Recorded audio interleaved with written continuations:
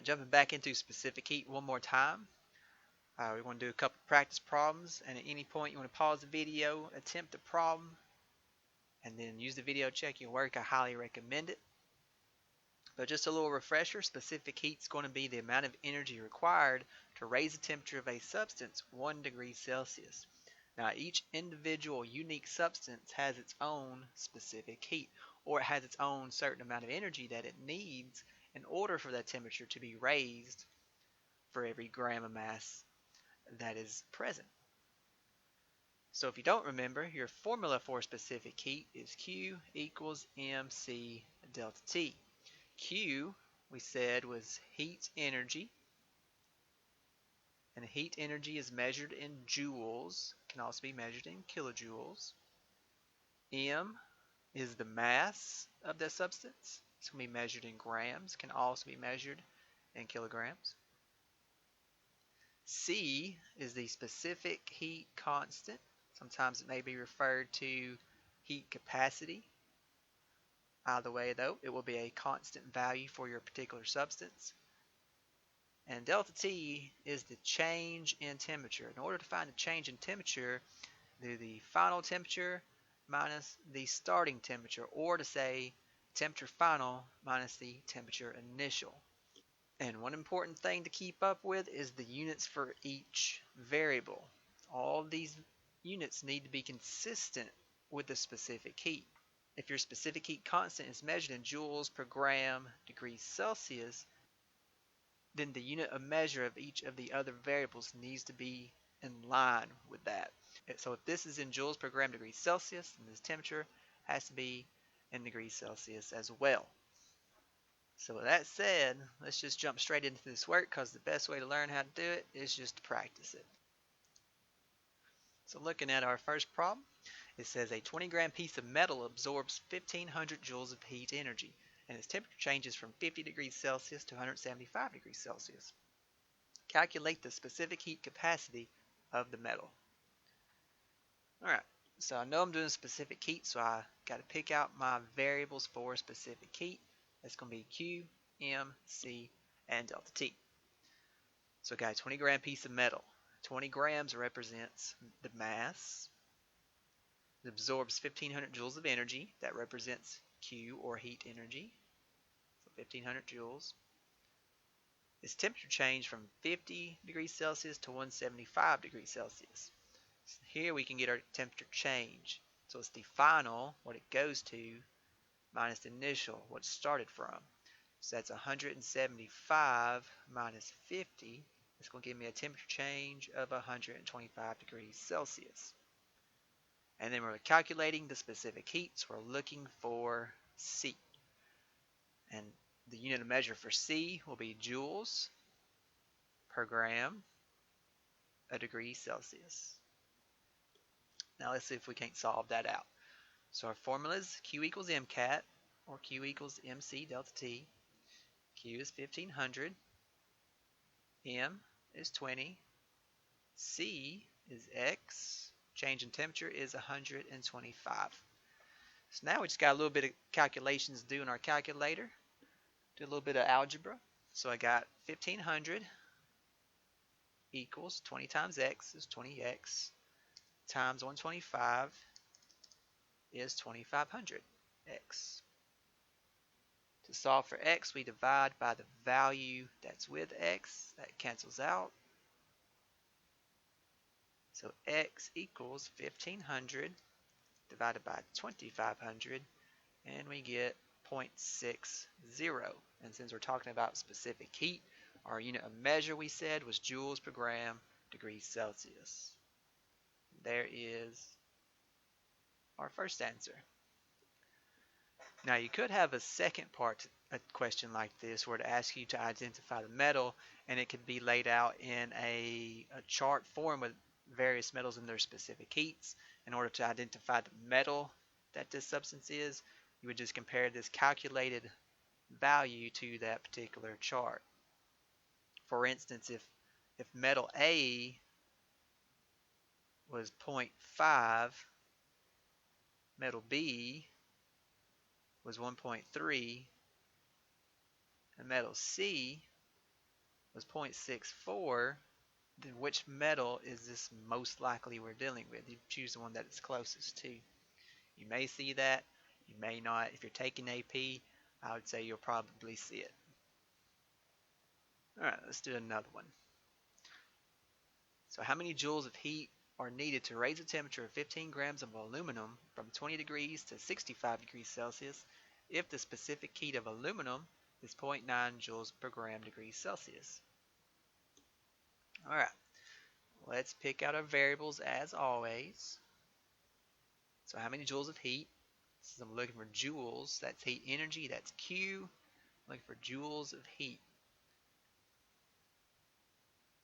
My mass is 15 grams. Our temperature changes from 20 to 65 degrees Celsius. We got a temperature change.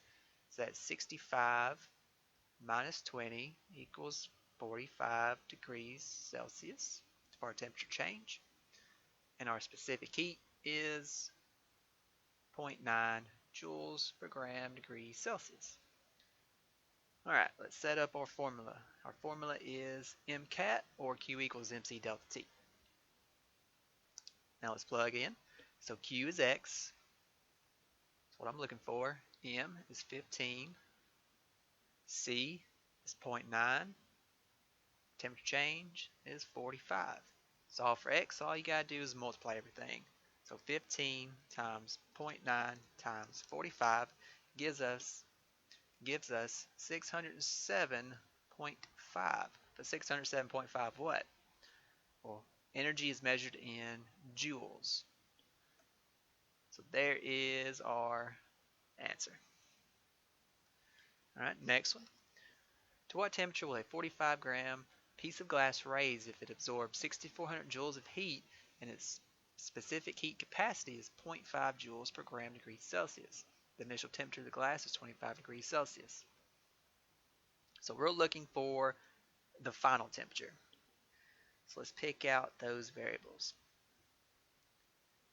Alright, so I got 45 grams, that's a mass. It absorbs 6,400 joules. Its heat capacity is 0.5 joules per gram degree Celsius. And the initial temperature is 25. So I got an initial temperature of 25. We're looking for the final temperature. Alright, so our change in temperature here is going to be X minus 25. Because it's final minus initial. We're looking for the final. We know the initial, so X minus 25. Let's set up our formula. Q equals MC delta T, or MCAT. Q is 6,400. M is 45. C is 0.5. Temperature change is X minus 25. Now we can just solve it out. 6,400 stays 6,400. 45 times 0.5 is 22.5. X minus 25. Let's continue on. 6,400 still 6,400. I got 22.5 times X. That's 22.5X. And 22.5 times negative 25. And that's going to be negative 562.5. Now to solve for X, we need to get all like terms on the same side. So I'm going to add like terms. 562.5 will cancel. I add it to 6,400.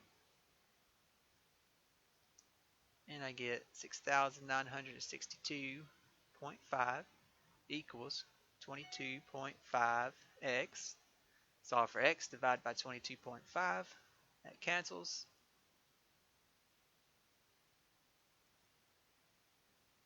So 6,962.5 divided by 22.5, and we get 309.4 degrees Celsius, since I was looking for that final temperature. Alright, let's do the next one. Got 25 grams of mercury heated from 25 to 155 degrees Celsius. It absorbed 455 joules of heat in the process. Calculate the specific heat of mercury.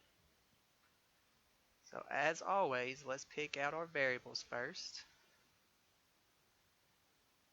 So I got 25 grams of mercury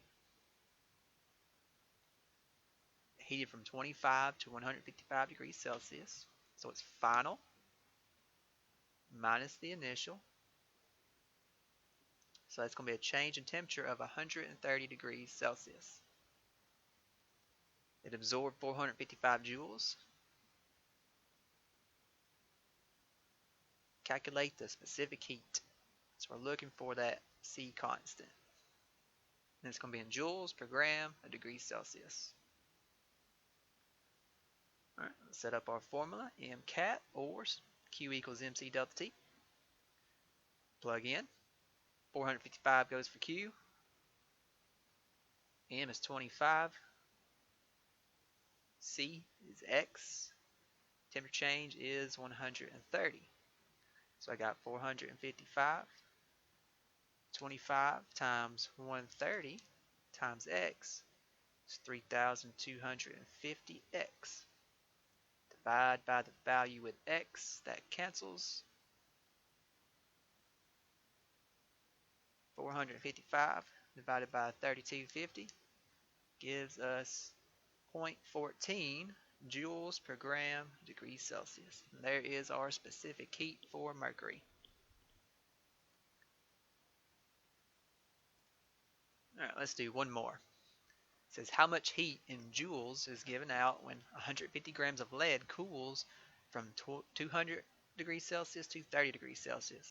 And we're given a specific heat of lead at 0.129 joules per gram degree Celsius.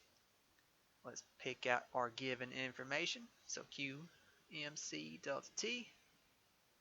So how much heat in joules, that's going to be Q, is given when 150 grams of lead, so that's a mass, cools from 200 to 30 degrees Celsius. 30 is your final, 200 is your initial, so it's going to be 30 minus 200. It's going to give us negative 170. Very important you keep that negative in there because we're cooling down. When you're cooling down, your heat energy is released, and that's represented with a negative. So our specific heat of lead was said to be 0.129 joules per gram degrees Celsius. Alright, set up our formula. Q equals MC delta T. Now we just plug in. I'm looking for Q, that's X. My mass is 150. C is 0.129. Change of temperature is negative 170. Solve for X, just multiply. 150 times negative 170 times 0.129. And we get negative 3,289.5 joules. And there is our answer. So specific heat's not too hard to calculate. It's all about picking out your variables, checking your units for consistency, and then just doing some basic algebra. Specific heat may take a little bit of practice at first, but once you got it down, once you can identify those variables, it becomes very simple to do. So if you're having a hard time, just keep practicing and you'll have it down in no time. And I hope this video helps. And as always, good luck on your tests.